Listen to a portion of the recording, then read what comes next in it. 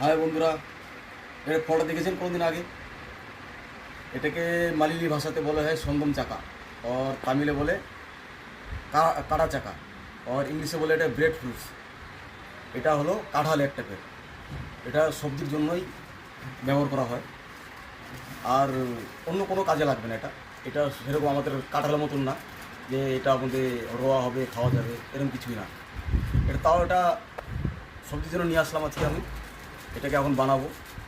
তো এটা মোটামুটি মাংসের মতন বানাতে হবে, হয়তো চিংড়ি মাছ দিয়েও খেতে পারো, অসুবিধা হবে না এটা খাওয়ার জন্য। তো খুব সুন্দর টেস্ট আর কি, খুব ভালো মালটা, খেতে খুব সুন্দর, একদম সফট। এবার হ্যাঁ। তো এটা আমি কাটছি এখন এটাকে।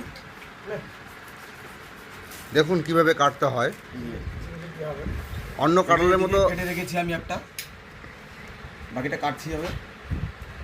কাটতে অনেকটা সফট।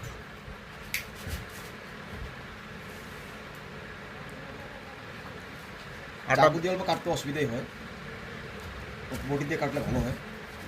বলছে আটা নাই। লেডিজের জন্য বটি দেওয়া লাগবে, আমাদের তো চাকু দিয়ে করতে হয়। এই যে দেখুন, খুব সুন্দর, খুব সুন্দর জিনিসটা দেখতে পারেন। আটাবিহীন।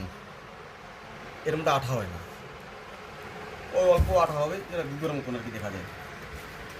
এরপরে রান্না, লিকুইড। এরপরে রান্নার পরে দেখাবো। এটা করবো আমরা চিংড়ি দিয়ে।